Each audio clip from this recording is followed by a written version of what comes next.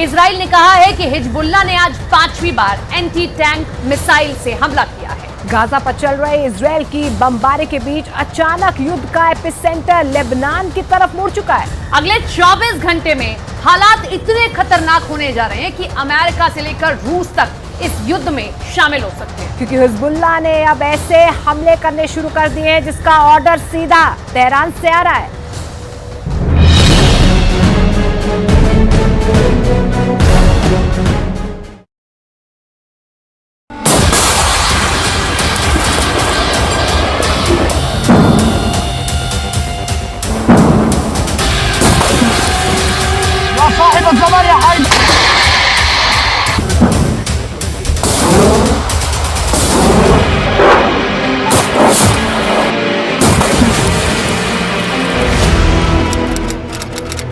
पंद्रह अक्टूबर 2023 हिजबुल्लाह एक के बाद एक कई मिसाइल फायर करता है।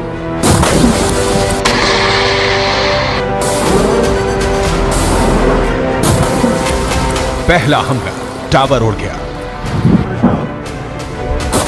दूसरा हमला रेडार तबाह हो गया।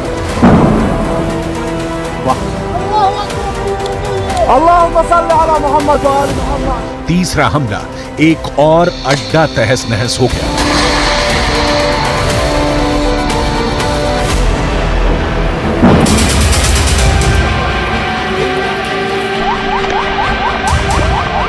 ये जगह है लेबनान और इजराइल के बॉर्डर पर शीबा फार्म्स का इलाका।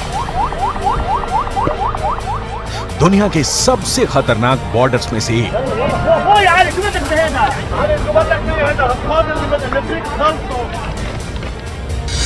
और यहां बने हैं इजराइल के 5 बहुत ही खतरनाक अड्डे। अड्डा नंबर 1, अड्डा नंबर 2, अड्डा नंबर 3, अड्डा नंबर 4, अड्डा नंबर 5। ये जगह गोलान की पहाड़ियों के उत्तर में है और यहाँ पहाड़ों की ऊंचाई 1500 मीटर तक है। नीचे लेबनान का इलाका और यहीं से अटैक लॉन्च किया गया। इस ग्राफिक से समझ सकते हैं इस इलाके की टोपोग्राफी, कौन कहां मौजूद है, कौन सा इलाका किसके पास है।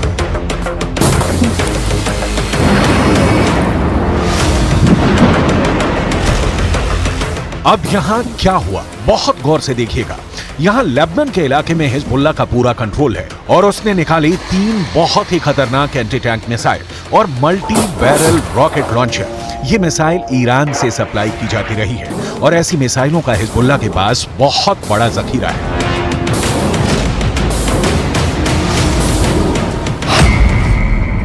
हिजबुल्लाह ने 3 तरह के एंटी टैंक गाइडेड मिसाइलें इस्तेमाल की। ये हैं कॉर्नेट, इसकी रेंज 5 किलोमीटर तक है। ये रूस की मिसाइल है, लेकिन अब ईरान इसका देसी वर्जन देह लाविया तैयार कर चुका है और ऐसी बहुत सी मिसाइल अब हिजबुल्लाह के पास है। दूसरी है BGM-71-2 anti tank guided missile, range है 3.5 किलोमीटर। यह अमेरिका में बनी मिसाइल है, लेकिन अब इसकी नकल ईरान तैयार कर रहा है और इसने हिजबुल्लाह को सप्लाई की है। तीसरी है 85 कॉनकोर्स, रेंज 4 किलोमीटर। यह भी रूस ने बनाई है और अब ईरान में ये तोसान नाम से तैयार की जा रही है। तीनों मिसाइल बहुत ही घातक हैं और जिस तरह से इन्होंने इजराइल के अड्डे उड़ाए हैं उससे ये बात साबित हो जाती है। हिजबुल्लाह का दावा है कि उसने ये हमला लेबनान में इजराइल के हमले के जवाब में किया। इजराइल के हमले में एक पत्रकार की मौत हुई है, जबकि कई घायल हुए हैं। इस वीडियो में देखा जा सकता है कि कुछ पत्रकार घायल हालत में हैं और पास ही एक गाड़ी जल रही है। इजराइल पर इस हमले का आरोप लगा है।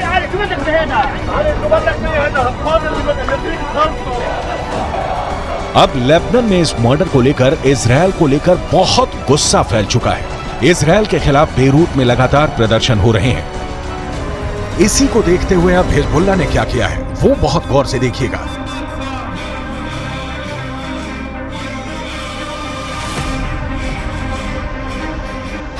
सबसे पहले इजराइल का अड्डा नंबर 1 शतुला इलाके में बने इस अड्डे पर हिजबुल्लाह ने किया पहला हमला।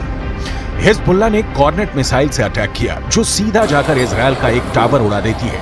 हिजबुल्लाह की ये रेंज देखकर इजराइल के कैंप में खलबली सी मच गई, क्योंकि निशाना भी बिल्कुल सटीक लगा और टावर पूरी तरह से तबाह हो गया। इसके बाद टारगेट बना इजराइल का अड्डा नंबर 2, ये भी शतुला इलाके में है और यहाँ हिजबुल्लाह ने किया दूसरा हमला। इस बार हिजबुल्लाह ने BGM-71 टो एंटी टैंक गाइडेड मिसाइल का इस्तेमाल किया। अमेरिका में बनी यह मिसाइल इतनी सटीक है कि इसने ठीक रेडार स्टेशन को तबाह किया। ऐसा निशाना देखकर कोई भी दुश्मन डर जाएगा। इसके बाद टारगेट बना इजरायल का अड्डा नंबर 3। यह भी शतुला इलाके के करीब है और यहां हिजबुल्लाह ने किया तीसरा हमला।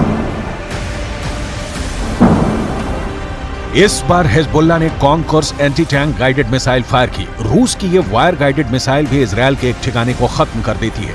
इसके बाद चौथे और पांचवें अड्डे पर भी हिजबुल्लाह अपनी बाकी मिसाइलों और मल्टी बैरल रॉकेट लॉन्चर से हमला करता है और उनका भी वही हश्र होता है जो बाकी अड्डों का हुआ है। हिजबुल्लाह का दावा है कि इन हमलों में इजरायल को भारी नुकसान हुआ है और उसके कई सैनिक भी मारे गए हैं। צה"ל הגיב בירי והשמיד עמדות חיזבאללה ואת מקור האש. כמו כן, בוצע ירי למוצב צבאי, אין נפגעים, גם שם צה"ל הגיב באש לעבר מקורות הירי. समझ लीजिए कि इस वक्त इजरायल और लेबनान के बॉर्डर पर आग लगी हुई है और ये सब कब युद्ध को 10 गुना भड़का सकते हैं, इसके बारे में दुनिया में सिर्फ 4 लोग जानते हैं। पहले हैं इजरायल के प्रधानमंत्री बेंयामिन नेतन्याहू, दूसरे हैं ईरान के राष्ट्रपति इब्राहिम रईसी, तीसरे हैं अमेरिका के राष्ट्रपति जो बाइडेन और चौथे हैं यूरोप से लेकर अमेरिका तक सबको हिला देने वाले रूस के राष्ट्रपति व्लादिमीर पुतिन। लेकिन इस वक्त सबसे ज्यादा एक्टिव ईरान है। ईरान के विदेश मंत्री हुसैन अमीर अब्दुल्लाहियां ने कहा है कि अगर इजरायल ने गाजा पर बमबारी नहीं रोकी तो हिजबुल्लाह ने ऐसी तैयारी की हुई है कि इजरायल में जलजला आ जाएगा। در اسرائیل علیه شهروندان و غیر نظامیان در غزه فوراً متوقف شود.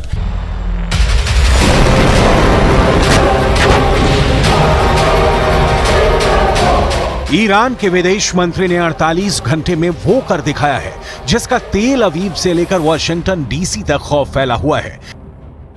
इजरायल को लेकर ईरान की वॉर डिप्लोमेसी इस वक्त युद्ध के कई फ्रंट खोल चुकी है। सऊदी अरब के क्राउन प्रिंस मोहम्मद बिन सलमान से ईरान के राष्ट्रपति इब्राहिम रईसी की बातचीत के बाद 48 घंटे में ईरान के विदेश मंत्री ने इराक का दौरा किया, वहां के राष्ट्रपति से मिले। ईरान के विदेश मंत्री ने सीरिया जाकर वहां के राष्ट्रपति से मुलाकात की। हुसैन अमीर अब्दुल्लाहियां फिर लेबनान गए और हिजबुल्लाह की लीडरशिप से मिले। इसके बाद वो कतर आए और वहां के विदेश मंत्री से मीटिंग करने के बाद हमास की लीडरशिप यानी इस्माइल हानिया से मुलाकात की। सवाल है कि क्या 48 घंटे के अंदर ईरान और इजरायल के बीच बड़े युद्ध की तैयारी हो चुकी है?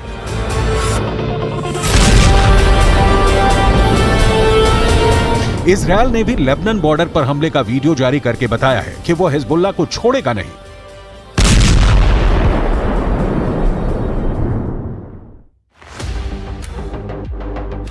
लेकिन अपनी ताकत दिखाने के लिए हिजबुल्लाह ने अपने वीडियो वायरल करने शुरू कर दिए हैं।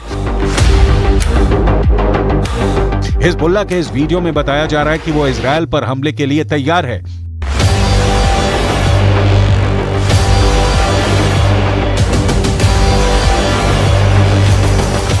इस वीडियो में हिजबुल्लाह का मैसेज साफ है कि उसका अटैक ऐसा होगा जो इजरायल रोक नहीं पाएगा।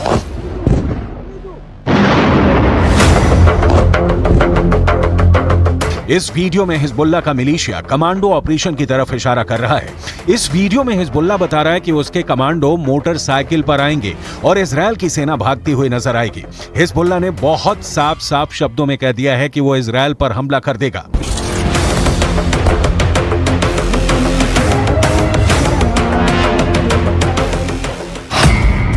अगर इजरायल की सेना फिलिस्तीन के गाजा में घुसी तो वो उत्तरी सीमा की तरफ से इजरायल पर चढ़ाई कर देगा। इजरायल और लेबनान के बीच करीब 130 किलोमीटर लंबा बॉर्डर है और यहाँ संयुक्त राष्ट्र की शांति सेना तैनात रही है। इसमें भारत की फौज भी शामिल है। इस वक्त इजरायल को गाजा से ज्यादा इस बॉर्डर की टेंशन है, क्योंकि अगर इजरायल गाजा में घुसा तो हिजबुल्लाह उत्तर की तरफ से इजरायल पर हमला बोल देगा। Fighters fired an anti-tank missile towards Israeli troops. There was a short battle and the situation eventually calmed down. Afterwards, Hezbollah sent drones into Israel and also fired surface-to-air missiles against an Israeli aircraft. All of those two attempts were successfully intercepted by the IDF, but the situation on the northern border remains very tense, and we are monitoring the activities of Hezbollah very closely with additional enhanced capabilities in the north, prepared for any eventuality that may happen. दक्षिण Lebanon और उत्तरी Israel के बीच जो border है वहां तनाव बहुत ज्यादा है।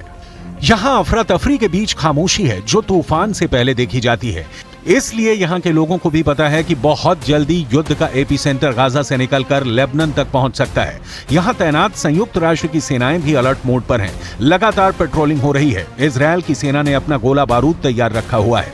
तोपों से जो गोले फायर किए जाएंगे वो पहले से ही रेडी मोड पर रखे गए हैं। इजराइल की रिजर्व फोर्स भी आसपास के इलाकों में तैनात की जा रही है। ये हमवी गाड़ियां हैं जो लगातार यहां तक फौज पहुंचाने में लगी हुई हैं। 2006 के बाद इस बॉर्डर पर इससे ज्यादा तनाव नहीं देखा गया और अब हिजबुल्लाह की वार्निंग के बाद सबकी नजर ईरान पर भी है और उसके एक दोस्त सीरिया पर भी है।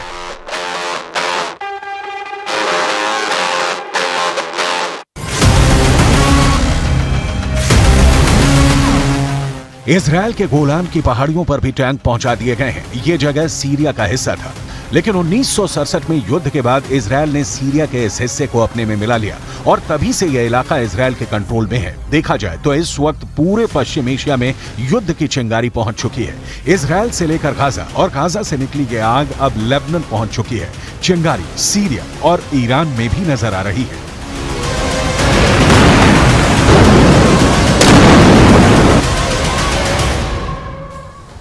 इस वक्त अमेरिका का एक और एयरक्राफ्ट कैरियर इजराइल की सपोर्ट के लिए रवाना हो चुका है। पहले जेराल्ड फोर्स और अब आइजनहावर अमेरिका का एक्शन बता रहा है कि वो ईरान और हिजबुल्लाह को हर हाल में रोकने वाला है। अमेरिका ने अपना दूसरा एयरक्राफ्ट कैरियर तब भेजा है जब ईरान ने दो टूक शब्दों में कहा है कि इजराइल ने गाजा पट्टी में हमले नहीं रोके तो वो भी युद्ध में उतरने के लिए तैयार है।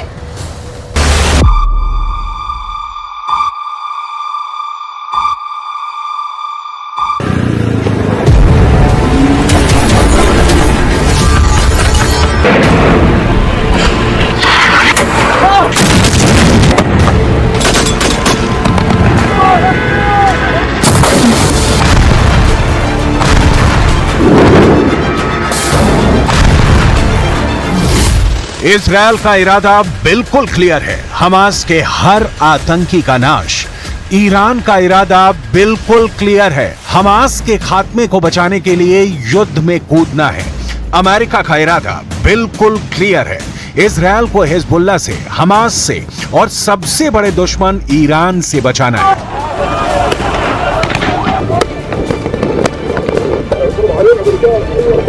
मामला फंस गया है। इजराइल फिलिस्तीन युद्ध का फंदा अब ईरान और अमेरिका के गले में भी फंसता जा रहा है। अमेरिका ने अपना एक और एयरक्राफ्ट कैरियर भूमध्य सागर में उतार दिया है। आइजनहावर अमेरिका का दूसरा एयरक्राफ्ट कैरियर है जो भूमध्य सागर पहुंचने वाला है। इस एयरक्राफ्ट कैरियर की डिटेल जानकर आप चौंक जाएंगे कि यह किस कदर का शक्तिशाली है। लेकिन इस एयरक्राफ्ट कैरियर की डिटेल में जाने से पहले जो बाइडेन के भेजे इस युद्धपोत के भूमध्य सागर में उतरने की टाइमिंग समझ लीजिए। यह समझना बहुत जरूरी है क्योंकि रणभेरी बच गई है। ईरान और अमेरिका किसी भी वक्त एक दूसरे के खिलाफ मैदान में उतर सकते हैं। यूएसएस ड्वेट डी एइजनहावर CVN 69 अमेरिका ने इजराइल के सपोर्ट के लिए तब भेजा है जब ईरान ने इजराइल को खुली धमकी दी है, युद्ध में कूदने की धमकी। ईरान ने कहा है कि इजराइल गाजा पट्टी पर तत्काल हमले बंद करे वरना वो हमास के सपोर्ट में मैदान में उतरेगा। بر اساس درکم از واقعیت مقاومت به جنایتکاران جنگی و حامیان آنها در منطقه هشدار می‌دهم که تا دیر نشده جنایات جنگی رژیم کودککش جعلی در اسرائیل علیه شهروندان و غیر نظامیان در غزه فوراً متوقف شود. شاید ساعات دیگر خیلی دیر باشد.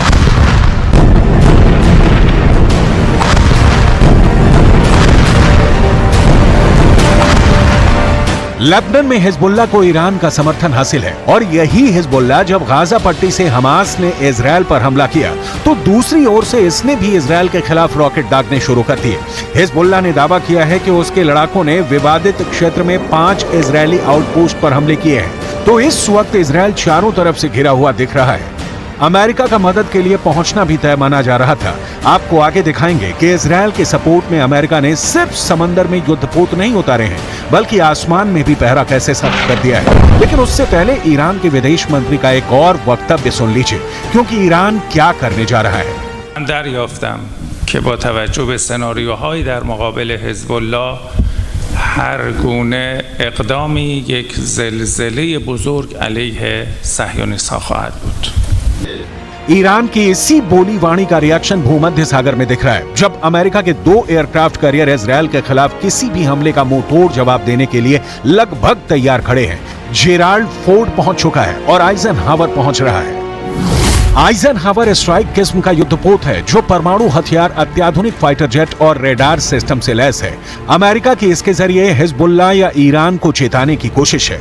अमेरिका इजराइल की यारी की कहानी भी बहुत दिलचस्प है, लेकिन उसकी डिटेल आगे, क्योंकि दुनिया भर के एक्सपर्ट को इस वक्त चिंता सता रही है कि रूस यूक्रेन युद्ध में एक देश ही परमाणु शक्ति संपन्न है। फिलिस्तीन इजराइल युद्ध में तो कई परमाणु शक्ति संपन्न देश एक साथ टकरा सकते हैं। उसके बाद क्या होगा? मंथन जारी है, यूएन खुला है, यूरोपियन यूनियन विचार कर रहा है, ईरान अमेरिका का आमना सामना टालने की तैयारी शुरू हो चुकी है। लेकिन इस बीच ईरान से लेकर लेबनान तक खोल रहा है। इस समय युद्धपोत जेराल्ड फोर्ड पहले से ही पूर्वी भूमध्य सागर की निगरानी कर रहा है और अब एक और महाशक्तिशाली युद्धपोत इजराइल के सपोर्ट के लिए अमेरिका की तरफ से आ रहा है। अमेरिका को भी यह स्पष्ट हो चुका है कि अगर इजराइल के पक्ष में खड़े नहीं हुए तो ईरान हमास और हिजबुल्लाह के बल पे इजराइल को कमजोर कर सकता है। अमेरिका खुलकर फ्रंट पर खेल रहा है और ईरान के राष्ट्रपति इब्राहिम रईसी भी पीछे नहीं है। कहा जा रहा है कि अमेरिका इजराइल और सऊदी अरब के बीच दोस्ताना संबंध स्थापित कर ईरान को अलग थलग करना चाहता था। ईरान इस वक्त जिस हमास के समर्थन में उतरा है उसकी आवाज बंद करना चाहता था, लेकिन इस बीच ईरान ने खेल खत्म कर दिया। हमास ने इजराइल को घर में घुसकर मारा और अब इजराइल हमास को उसके घर में घुसकर मार रहा है। अमेरिका इस काम में इजराइल के साथ खड़ा है। अमेरिका के रक्षा मंत्रालय का कहना है कि हिजबुल्लाह या ईरान को हमास से हाथ मिलाने से रोकने के लिए अमेरिका ने दूसरा युद्धपोत भेजने का फैसला किया है। दूसरा परमाणु संचालित युद्धपोत भेजकर अमेरिका ने हमास आतंकवादी समूह के समर्थकों को एक मजबूत संदेश भेजा है और यह सुनिश्चित किया है कि यह संघर्ष गाजा से पश्चिम एशिया के अन्य हिस्सों तक न फैले। अमेरिका युद्ध रोकने की कोशिश कर रहा है या युद्ध भड़काने की सूरत में इजराइल के समर्थन के बहाने ईरान को हमेशा के लिए खामोश करना चाहता है। ये तो एकदम सीधी सी बात है। जो 2 एयरक्राफ्ट कैरियर अमेरिका ने इजराइल भेजे हैं, भूमध्य सागर में उनकी तैनाती युद्ध वाली कहानी ही बयां करती है।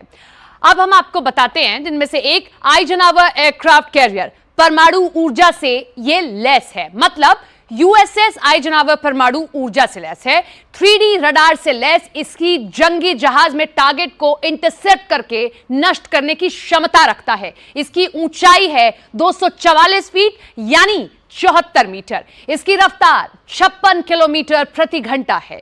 आइजनहावर पर एडवांस फाइटर तैनात हैं। इस पर 56 फाइटर जेट और हेलीकॉप्टर तैनात किए जा सकते हैं। ये इसकी क्षमता है। इसी के साथ में ये वही वॉरशिप है जिसने खाड़ी युद्ध में अहम भूमिका निभाई थी। आइजनहावर में 1977 से अमेरिका नौसेना में है, तो आप समझ गए होंगे कि कितना महत्वपूर्ण है ये एयरक्राफ्ट कैरियर जो अमेरिका की ओर से भेजा गया है। अमेरिका के पास दुनिया का सबसे शक्तिशाली नौसैनिक बेड़ा है। अमेरिका इसकी ताकत का एहसास पूरी दुनिया को कराता रहा है। इजराइल के साथ अमेरिका के खड़ा नहीं होने की दशा में इजराइल का अस्तित्व बच पाएगा कहना मुश्किल है, क्योंकि इजराइल पर ईरान जैसे देशों की गिद्ध दृष्टि जमी रहती है। ईरान जैसे देश अब तक कबूल नहीं कर पाए हैं कि अरबों के बीच एक यहूदी देश बसा है। यही कारण है कि हमास और हिजबुल्लाह जैसे संगठनों को खाद पानी देकर ईरान उन्हें पालता रहा है, और यही वजह है कि अब अमेरिका अपनी हैसियत दिखा रहा है।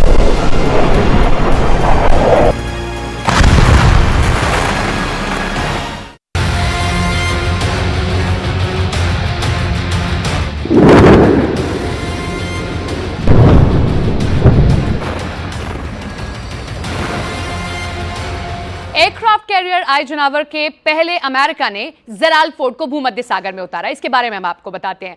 परमाणु ऊर्जा से चलने वाला जेराल्ड फोर्ड 76 मीटर ऊंचा है।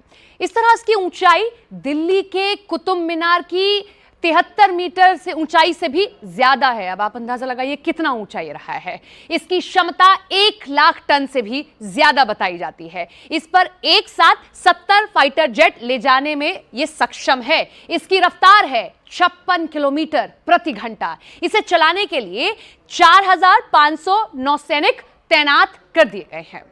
एयरक्राफ्ट कैरियर आइजनहावर और जेराल्ड फोर्ड दोनों वॉरशिप परमाणु शक्ति से संचालित हैं और क्षेत्र में किसी भी प्रमुख शक्ति से मुकाबला करने के लिए भूमि पर हमला करने वाली मिसाइलों और F-18 लड़ाकू विमानों में सैन्य शक्ति रखते हैं। अमेरिका के रक्षा मंत्री लॉयड ऑस्टिन ने कहा है कि स्ट्राइक ग्रुप को आदेश दिया है कि वो भूमध्य सागर में उत्तर में अपनी पोजीशन ले ताकि इस युद्ध को बढ़ने से रोका जा सके। इजरायल युद्ध नहीं फैलने से रोकने की बातों के बीच समंदर और आकाश दोनों में सुपर एक्टिव है। इजरायल गाजा को मिट्टी में मिला रहा है और अमेरिका समंदर और आसमान से उसकी निगरानी कर रहा है। समंदर में इजरायल को अमेरिका का सपोर्ट दिखा, अब आसमान में देखिए।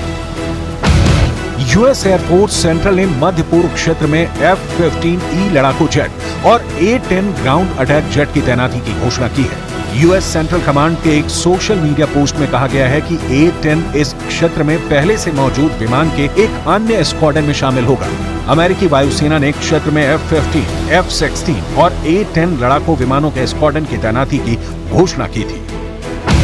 अमेरिकी बल की स्थिति में वृद्धि इजरायल की सुरक्षा के लिए संयुक्त राज्य अमेरिका की दृढ़ प्रतिबद्धता और इस युद्ध को बढ़ाने की कोशिश करने वाले किसी भी राज्य या गैर राज्य को रोकने के हमारे संकल्प का संकेत है। इजरायल कहां जाकर रुकेगा और अमेरिका ईरान या हिजबुल्लाह को कब तक रोक पाने में कामयाब होगा, इस पर फिलहाल मंथन ही किया जा सकता है, क्योंकि कम से कम अभी तो कोई पक्ष रोकने वाला नहीं दिख रहा है। ईरान और अमेरिका के हित इजराइल और फिलिस्तीन के मुद्दे पर आकर अटक गया है। अमेरिका के प्रतिबंध से बौखलाया ईरान चाहता है कि वो अमेरिका को अपनी ताकत का एहसास कराए, जिसके पास परमाणु बम भी है और बेहतरीन ड्रोन भी। ईरान को यह भी लगता है कि अगर वो इस युद्ध में कूदता है तो अरब देशों के अलावा चीन और रूस भी उसका साथ देंगे। ये सही है कि ईरान अमेरिका से टकराया तो जंग होगी, वो रूस यूक्रेन महायुद्ध से भी बड़ा, विनाशक और मौतों वाली होगी। लेकिन इसके बीच का सच है कि दोनों युद्ध भड़का रहे हैं। ईरान हमास या हिजबुल्लाह का साथ नहीं छोड़ सकता तो अमेरिका भी इजरायल को धोखा नहीं दे सकता। अभी उसके 2 युद्धपोत ही समंदर में उतरे हैं। जरूरत पड़ी तो अमेरिका भूमध्य सागर को अपनी नौसैनिक शक्ति से मत देगा, लेकिन समस्या ये है कि ईरान अपना परमाणु बम लेकर सिर्फ इतराता रहेगा, या इजरायल के अंत के लिए ईरान के राष्ट्रपति इब्राहिम रईसी भी कोई बड़ा फैसला ले सकते हैं। गाजा में इजरायल की बमबारी से करीब 2500 लोग मारे जा चुके हैं। इनमें करीब 800 तो बच्चे हैं। अब सवाल है कि जब इस बमबारी को लेकर ईरान और इजरायल एक दूसरे के खिलाफ युद्ध के लिए तैयार हैं, तो अमेरिका की क्या भूमिका है? देखिए, अमेरिका भी अपना समुद्री बेड़ा लेकर भूमध्य सागर में पहुंच चुका है। तो व्लादिमीर पुतिन क्या कर रहे हैं, ये भी आपको बताएंगे। या फिर चीन ने कौन सा कदम उठाया है जो इजरायल को पीछे हटने पर मजबूर कर सकता है?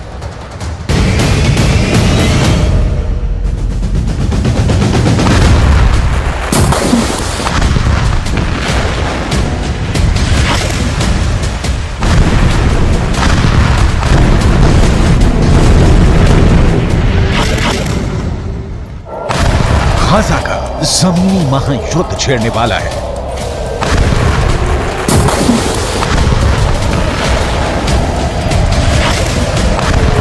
करीब 350 वर्ग किलोमीटर लंबी पट्टी अब खूनी पट्टी बनने वाली है।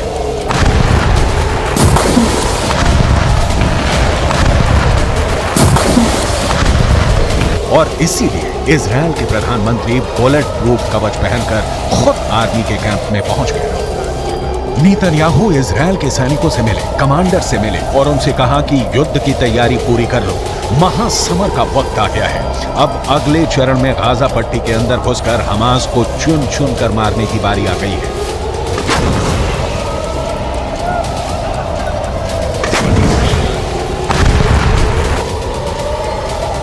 हमास ने ऐसे वक्त में इजराइल से पंगा लिया है जब इजराइल में फिलिस्तीनियों के लिए सबसे ज्यादा खतरनाक शख्स प्रधानमंत्री के रूप में काम कर रहा है।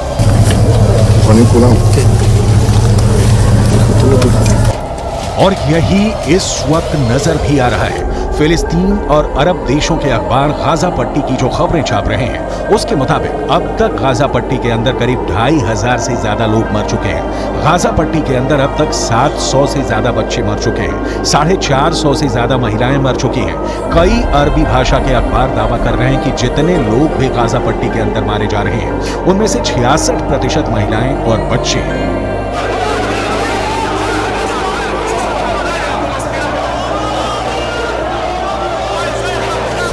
गाजा पट्टी के हालात इस वक्त ये हैं कि गाजा पट्टी के अंदर 35,000 फिलिस्तीनी सिर्फ एक अस्पताल अल शफा में शरण दिए हुए हैं और उन्हें उम्मीद है कि इजराइल यहां पर एयर बॉम्बिंग नहीं करेगा क्योंकि ये एक अस्पताल है। लेकिन अगर यहां भी हमास ने अपना अड्डा बना लिया तो फिर क्या होगा, ये इजराइल ही तय करेगा। फिलहाल यूक्रेन को बमबारी करके और मिसाइलों पर मिसाइलें बरसाकर लहूलुहान करने वाले पुतिन गाजा पट्टी के दर्द से तड़प रहे हैं। 7 अक्टूबर को जब इजराइल पर हमास ने आतंकवादी हमला किया था, करीब 48 घंटे तक पुतिन चुप्पी साधे रहे। उनका कोई बयान सामने नहीं आया। लेकिन हमले के 2 दिन बाद पुतिन ने बेहद रणनीतिक हमला करते हुए अमेरिका पर यह निशाना साधा कि अमेरिका की मिडिल ईस्ट पॉलिसी फेल हो गई है। К сожалению, мы видим резкое обострение ситуации на Ближнем Востоке. Я думаю, что многие согласятся со мной в том, что это яркий пример провала на политике Соединенных Штатов на Ближнем Востоке, которые пытались монополизировать урегулирование, но, к сожалению, не были озабочены поиском компромиссов, приемлемых для обеих сторон, а наоборот, выдвигая свои собственные представления о том, как это должно быть сделано, оказывали давление на обе стороны, именно на обе, то на одну, то на другую. इजराइल और हमास के इस युद्ध में एक बड़ा सीक्रेट किरदार रूस का भी है। इजराइल और हमास के इस युद्ध से रूस को फायदा ही हुआ है। एक तरफ सऊदी अरब और इजराइल के बीच समझौता खटाई में पड़ गया है तो दूसरी तरफ अरब के इस्लामिक देशों में अमेरिका के खिलाफ नफरत भड़क उठी है। लेबनान में हजारों लोग सड़कों पर उतरकर इजराइल के खिलाफ नारे लगा रहे हैं। जॉर्डन में 70,000 लोग अमान में उस वक्त सड़कों पर उतर आए जब अमेरिका के विदेश मंत्री एंटनी ब्लिंकन जॉर्डन में ही मौजूद थे। इसी तरह तुर्की में भी जमकर विरोध प्रदर्शन हुए हैं। इजिप्ट में भी ये आग सुलगी हुई है और इसीलिए अमेरिका के विदेश मंत्री को मेहनत करनी पड़ रही है। मिडिल ईस्ट में भागा दौड़ी करनी पड़ रही है। जॉर्डन, कतर, सऊदी अरब और संयुक्त अरब अमीरात के दौरे पर अमेरिका के विदेश मंत्री एंटनी ब्लिंकन जा चुके हैं और अब एक कदम आगे बढ़ाते हुए बेहद कूटनीतिक तरीके से पुतिन ने इजराइल पर निशाना साधते हुए कहा है कि इजराइल पर हमला हुआ है। हमला जरूर गलत है, लेकिन गाजा पट्टी पर अंधाधुंध बमबारी भी गलत है। इस वक्त सबकी नजर इजराइल की आर्मी से ज्यादा उसकी एयरफोर्स पर टिकी है। इजराइल ने पिछले कुछ वर्षों में ऐसे फाइटर जेट अपनी वायु सेना में शामिल किए हैं जिसकी टक्कर का कोई जहाज पूरे पश्चिम एशिया में नहीं है। कहा जा रहा है कि इसी वजह से इजराइल ने अब ऑपरेशन फोकस 2 की तैयारी कर ली है।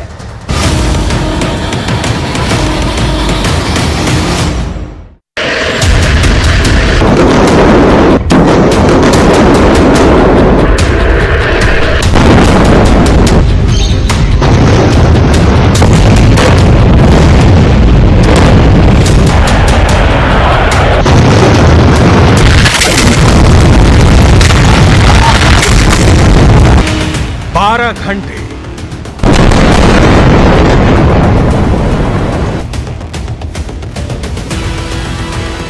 18 घंटे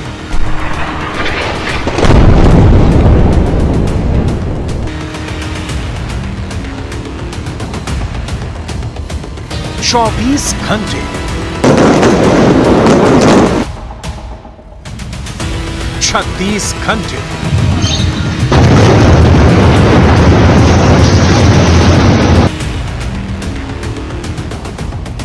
48 घंटे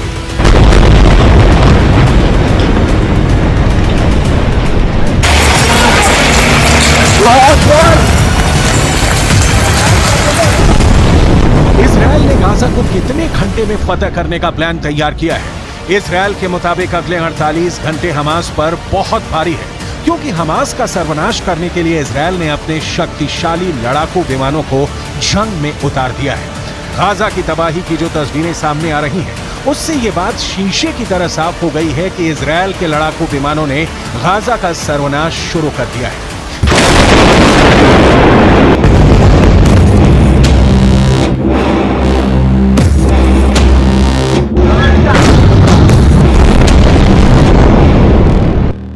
हमास का सर्वनाश, वीडियो नंबर 1।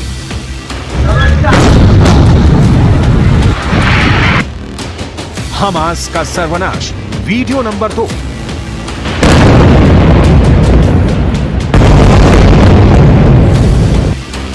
हमास का सर्वनाश, वीडियो नंबर 3। हमास का सर्वनाश, वीडियो नंबर 4।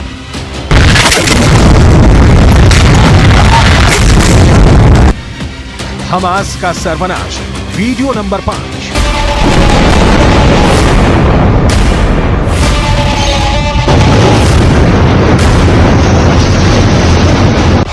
ये 5 वीडियो तो बस बानगी है।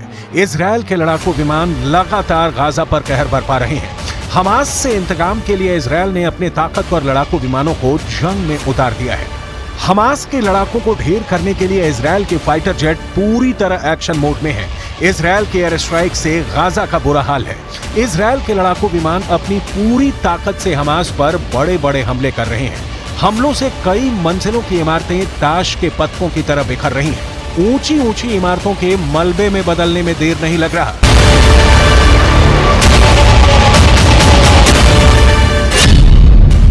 इजरायल एयरफोर्स के मुताबिक पिछले 20 घंटों में 2400 से अधिक हमास के ठिकानों पर एयर स्ट्राइक की गई है। इस एयर स्ट्राइक में इजरायल की तरफ से 2000 टन बम गिराए गए हैं।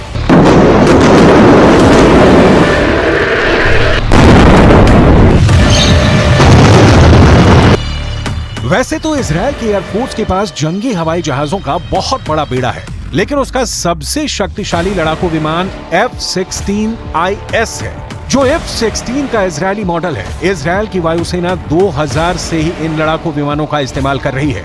इन 23 वर्षों में इजरायल के पायलट को F-16 से दुश्मन देश को मलबे में बदलने की महारत हासिल कर ली है।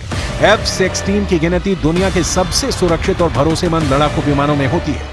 दावा किया जाता है कि अमेरिका में बना F-16 लड़ाकू विमान अगर अपने पर आ जाए तो किसी भी लड़ाई का रुख मोड़ सकता है। F-16 के इजरायली मॉडल में इजराइल के दुश्मनों को ध्यान रखकर कुछ खास बदलाव किए गए हैं, वो हम आपको बताते हैं। इसकी रफ्तार है 2414 किलोमीटर प्रति घंटा। आप अंदाजा लगाइए कितनी तेज है। और इसके साथ ही इसकी रेंज है 4220 किलोमीटर, यानी एक उड़ान से ये इतनी दूर जाकर हमला कर सकता है। यानी 4220 किलोमीटर रेंज में ये दुश्मन का सफाया कर सकता है। F-16 एडवांस हथियारों से लैस लड़ाकू विमान है। इजराइल के एयरफोर्स ने इसमें हवा से हवा में मार करने वाली मिसाइलें लगाई हैं। साथ ही साथ इसमें हवा से जमीन में मार करने वाली मिसाइलों से लैस भी इसे रखा है। ये खूबियां इसकी आपके सामने हैं। F-16 सिंगल इंजन वाला मल्टी रोल लड़ाकू विमान माना जाता है, यानी ये किसी भी तरह के ऑपरेशन को अंजाम देने में सक्षम होता है। इजराइल का ये लड़ाकू विमान 50,000 फीट तक की ऊंचाई पर जाने के लिए सक्षम है।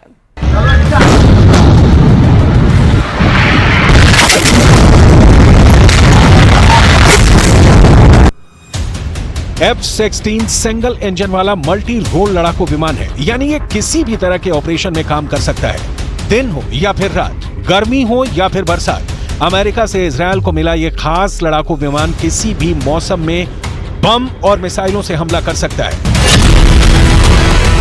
इजरायल 600 से अधिक लड़ाकू विमानों से हमले कर रहा है। साथ ही साथ 300 रॉकेट लॉन्चरों से गाजा पर बारूद की बरसात हो रही है। जंग के लिहाज से F-16 फाइटर जेट को एक विश्वसनीय और ताकतवर विमान माना जाता है। यही वजह है कि गाजा के खिलाफ हवाई हमले में इजरायल की एयरफोर्स का पलड़ा बहुत भारी है। F-16 फाइटर जेट की लंबाई 49 फीट 5 इंच और चौड़ाई 32 फीट 8 इंच है। ये एडवांस रेडार सिस्टम से लैस है। इस लड़ाकू विमान का वजन 9.2 टन है और ये एक बार में 21.7 टन वजन लेकर उड़ सकता है। ऐसा पहली बार नहीं है जब इजरायल के लड़ाकू विमानों ने रणभूमि में अपनी ताकत दिखाई है। इससे भी पहले दुनिया इजरायल के लड़ाकू विमानों का लोहा मान चुकी है। 1956 से लेकर अभी तक कैसे इजरायल के लड़ाकू विमानों ने अपना युद्ध कौशल दिखाया है, इसे आगे बताएंगे भी और दिखाएंगे भी। लेकिन उससे पहले अभी इजरायल के एयरफोर्स के सामने कितनी बड़ी चुनौती है, इसे समझना जरूरी है। फिलिस्तीन के साथ जंग में इजरायल के लड़ाकू विमानों का सामना ईरान के फाइटर जेट से हो सकता है। इजरायल के लड़ाकू विमानों को जवाब देने के लिए सीरिया के जंगी जहाज भी सामने आ सकते हैं। साथ ही अगर युद्ध आगे बढ़ गया तो मिस्र के लड़ाकू विमान भी इजरायल से लोहा लेने आसमान में मोर्चा संभाल सकते हैं।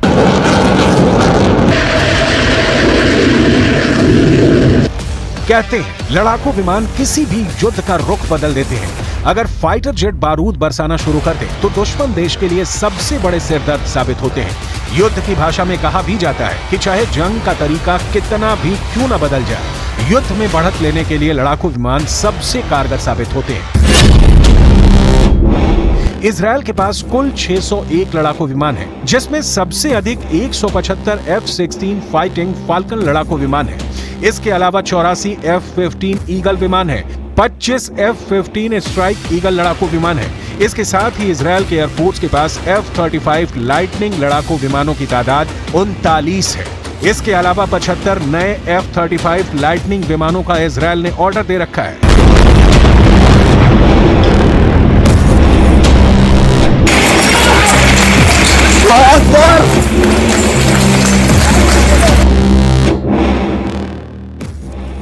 F-16 फाल्कन को दुनिया के भरोसेमंद फाइटर जेट्स में से एक माना जाता है।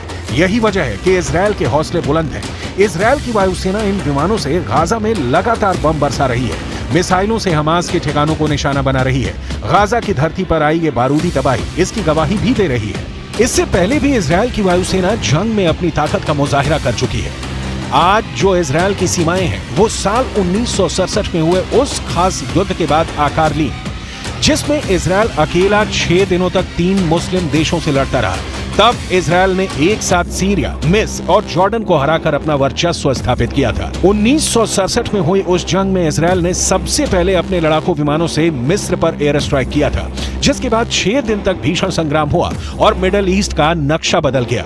इस बार भी इजरायल की एयरफोर्स ने गाजा के खिलाफ अपनी पूरी ताकत झोंक रखी है, जिसका साइड इफेक्ट गाजा की धरती पर साफ साफ दिख रहा है।